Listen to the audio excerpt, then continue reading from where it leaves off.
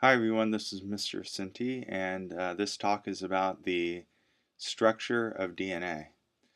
DNA is a very famous molecule, and it's famous, and I think most people know that its structure is that of a double helix, as you can see in this picture right here.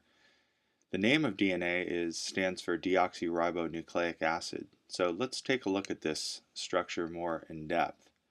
What I want to say about the structure right out of the gate is the fact that it is a polymer, and the polymer is located inside the nucleus. And what's interesting about that is that its true function is to produce proteins. And proteins, as you may recall from biology, are produced on ribosomes out here in the cytoplasm. And so what's interesting is that small regions of DNA are copied or transcribed into messenger RNA in the nucleus. And so messenger RNA acts as an intermediate, as you can see up here, DNA, RNA, and then protein. So proteins are made on ribosomes way out here, and so DNA is enclosed in the nucleus, so it copies itself into messenger RNA. That travels out. These little pearls down here are amino acids, and those amino acids link together to form a protein or a polypeptide. That could be an enzyme or any protein that the cell needs to live. And so let's take a look. I mentioned before that DNA was a polymer, and so this is the monomer. The monomer is deoxyribonucleotide triphosphate. And so what's interesting about that is that the shorthand for that is, or acronym is DNTP. And N stands for the fact that there's 4 different nucleotides, because there's 4 different nitrogenous bases, either adenine, thymine, guanine, or cytosine. We'll take a look at that.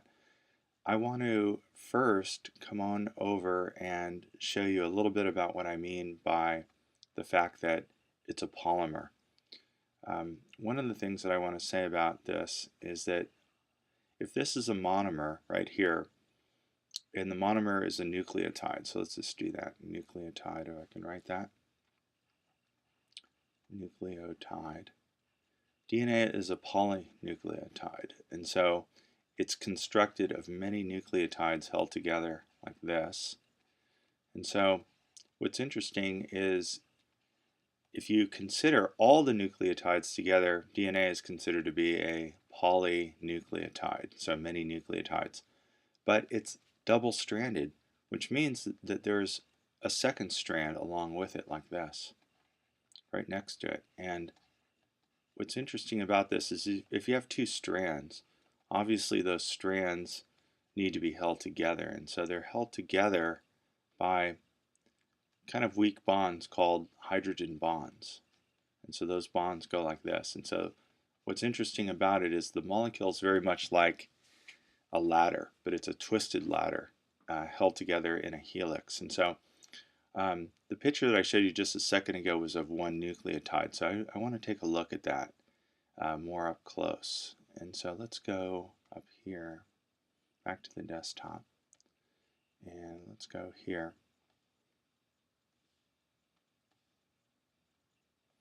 Back to this picture of the nucleotide. What's interesting about it is it itself is made up of 3 smaller subunits. And so let me try to emphasize these things. These little guys out here are called phosphates, and they're negatively charged. Sometimes a chemist will look at this, a phosphorus surrounded by oxygen, and simply write a P with a circle around it to represent that. And so there's 3 of them. So the nucleotide is a triphosphate. This guy over here, let me change the color, is a sugar. And this sugar is, in DNA, deoxyribose. So the deoxyribose, it's a pentose sugar, meaning that it has 5 carbons, 1, 2, 3, 4, 5. And it's missing an oxygen down here off of the second carbon. And so this is why it's called deoxyribo.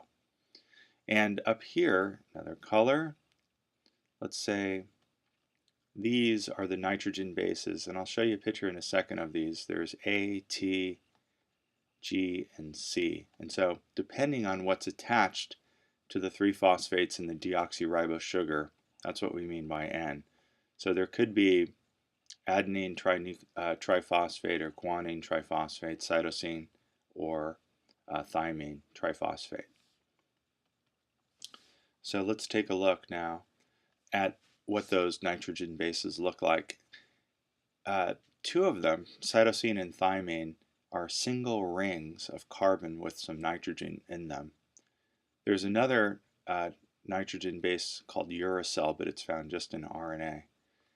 And then A and G stand for adenine and guanine. Those are double rings, or the chemistry name for that is purine.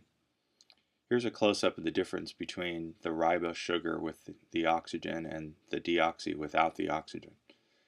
You can see here, let me see if I can animate this.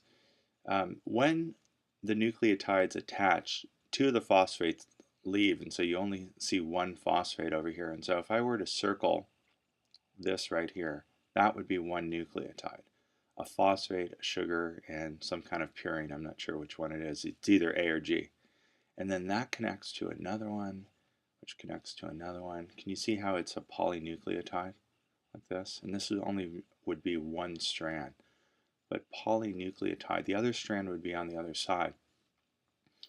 The interesting thing is, as you can see, the nitrogen bases are sticking out, and it's the nitrogen bases that actually hold the double helix together. And so, as you can see in this molecule here, this is adenine, and so this is the three phosphates. Here's the deoxyribose sugar and adenine. What's interesting is adenine is going to chemically bond with thymine, and that's what's going to hold the latter together. Hydrogen bonds, which is a kind of a weak interaction. It's sort of like magnetism between. You can see them a little bit more clearly in this picture.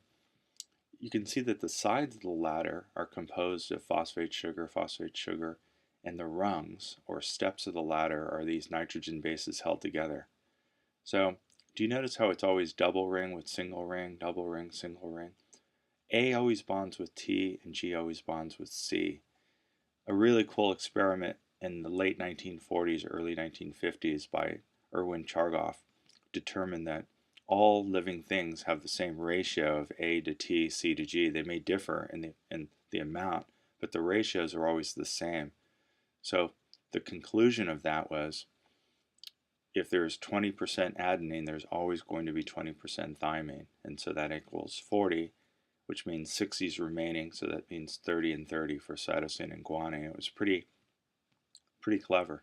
These little dots are the hydrogen bonds holding it together, and so as you can see, there's two polynucleotides held together by hydrogen bonds, and then it coils into this helical structure, which is rather classical. Here's a look at just one of the sides of the ladders. It's a nice picture: phosphate, sugar, base, phosphate, sugar, base.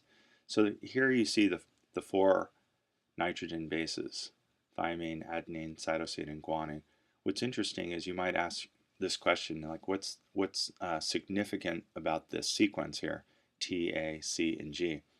It doesn't have to be that.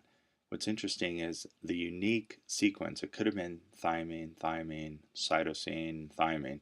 That particular sequence is the genetic code. It's this sequence of nitrogen bases which holds the key to producing proteins. It determines the polypeptide sequence, and thus it actually determines all traits for all living organisms, the sequence of nitrogen base.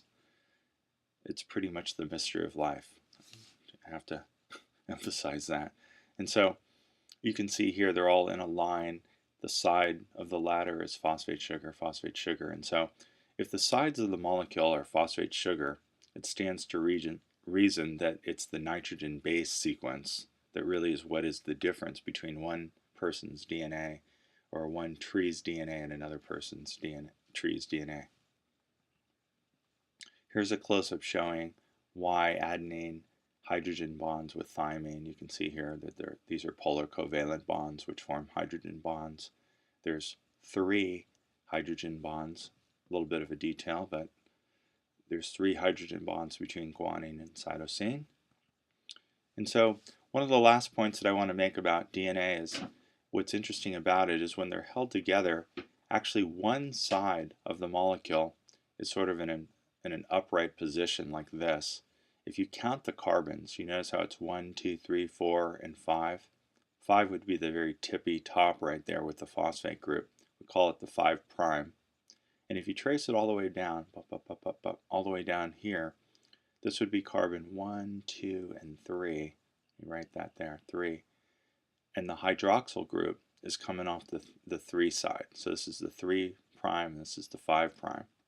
Notice the other side of DNA is sort of upside down relative to this. It's sometimes referred to as antiparallel.